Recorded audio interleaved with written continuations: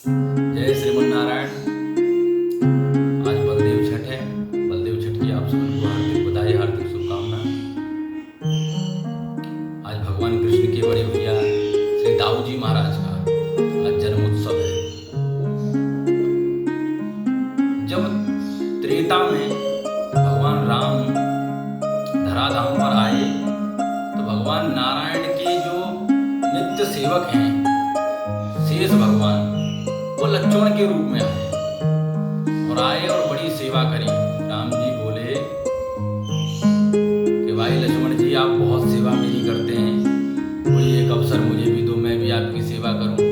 इधर लक्ष्मण जी के भी मन में आता था। कई बार ऐसे कार्य हुए जो लक्ष्मण जी को सुहाए नहीं। लक्ष्मण जी को लगा कि अगर मैं बड़ा होता तो मैं शासन करता आप पर, मेरे आदेश के अनुसार आप चलते, पर आप बड़े हैं इसलिए इस युग में इसलिए मुझे आपका शासन मानना पड़ रहा है। भगवान ने कहा तथास्तु। अगले द्वापर में आप बड़े भैया के रूप में आएंगे और मैं छोटे भैया के रूप में आऊंगा। तो ऐसे श्री बलभद्र जी, श्री दाऊ जी महाराज इस युग में बड़े भैया के रूप में अवतरित हुए हैं। देखो भैया, मैं अपनी बताऊं, मेरे हृदय की बात, वो बड़ी असीम कृपा है दाऊ जी महाराज की। श्री गुरुदाऊ जी महाराज के सानिध्य में, प्रांगण में मेरो बचपन, मेरो बालापन, बाल्यावस्था मेरी पूरी बीती है। तो मैंने अपने जीवन में दाऊ जी महाराज के प्रत्यक्ष चमत्कार देखे हैं और अनेकानेक चमत्कारों की कथाएं भी श्रवण की। ऐसी ही एक कथा, ये तब की बात है जब गोरेदाऊ जी आश्रम के द्वितीय महंत परम पूज्य प्रातः स्मरणीय स्वामी वैष्णवदास जी महाराज विराजमान थे। स्वामी जी की वृत्ति आकाश वृत्ति, इसको कहा जाए केवल परमात्मा पर ही आश्रित, किसी के द्वार न जाना, न किसी से याचना करना, न किसी से मांगना। ठाकुर जी की व्यवस्था ठाकुर जी चलाएंगे, कैसे चलाते हैं, कैसे चलाएंगे, उनकी इच्छा जैसे चलाएं।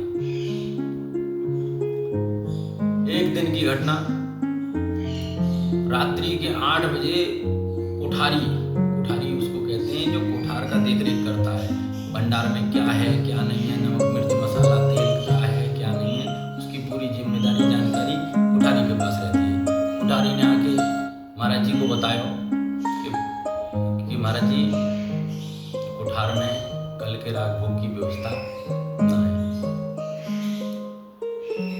महाराज जी बोले देखो, दाऊ जी की सेवा दाऊ जी स्वयं संभाले, स्वयं जाने, भेज देंगे, गजू कर देंगे, रह जाएगी आगे की व्यवस्था नहीं, जैसे देखें कल होने दो। ऐसा कह के स्वामी जी विश्राम में चले गए। श्री दाऊ जी महाराज ने नारनौल के एक भक्त को जाकर के स्वप्न दिया,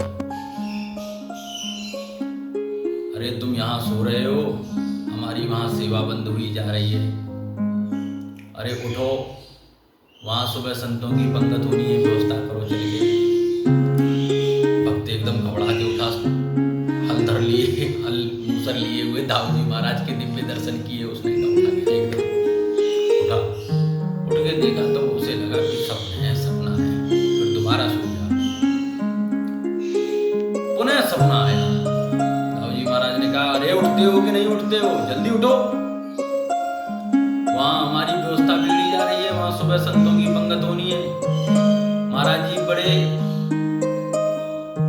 विरक्त उच्च कोटि के संत हैं, उनके भजन में व्यवधान नहीं चाहिए। राघवों की कैसे चिंता होगी, क्या होगी, सारी चिंता हमें ही करनी पड़ती है, इसलिए आप चलिए जल्दी व्यवस्था कीजिए आप। और वो भगत रात्रि काल में जल्दी ट्रक में दाल, चावल, गेहूं, आटा के कट्टे और तेल मसाला सब लाद करके ट्रक में 3 बजे वृंदावन धाम गोरेदाऊ जी मंदिर पहुंच गया। पहुंच करके गेट खटखटाया तो गेट खोला, भाई कौन? तो बोले हम नारनौल से आए हैं, ऐसे ऐसे ठाकुर जी ने हमें स्वप्न दिया तो हम ये प्रसादी लेके आए। ऐसे श्री सिद्ध दाऊ जी महाराज जो आज भी ब्रज में अपने भक्तों की मनोरथ को सदा ही पूर्ण करते रहते हैं। हमारे ब्रज में यूं कहे मैं दाऊ दादा ब्रज के राजा। जब कन्हैया ब्रज वृंदावन को छोड़कर मथुरा गए तो दाऊ जी मथुरा तक तो संग गए, लेकिन मथुरा से आगे की यात्रा भई। बोले अब हम द्वारिका जा रहे हैं। तो द्वारिका जाते जाते भगवान दाऊ दादा से बोले कि दाऊ दादा मेरे या ब्रजमंडल की रखवाली करियो, या ब्रजमंडल की जिम्मेदारी सारी आपकी है। तो ब्रज के राजा के रूप में भगवान कृष्ण ने दाऊ जी महाराज को स्थापित किया। आज भी दाऊ जी महाराज प्रत्यक्ष रूप में चुंगी अटल वन के पास दर्शन दे रहे हैं, और इधर ब्रजमंडल में गोकुल में दाऊ जी महाराज का श्री बलदेव के नाम से स्थान है। माखन मिश्री का बढ़िया भोग लगता है और दिव्य हल मूसर लिए हुए दाऊ जी महाराज के दर्शन होते हैं। तो ऐसे दाऊ जी महाराज की ऐसी अनुकंपा हम आप सब पे बने। इनकी कृपा से सबके जीवन में भक्ति आवे, ठाकुर जी की कृपा होवे, ऐसी कामना के साथ बलदेव छठ की सबन को हार्दिक बधाई, हार्दिक शुभकामना। श्री बलभद्राय नमः। जय श्री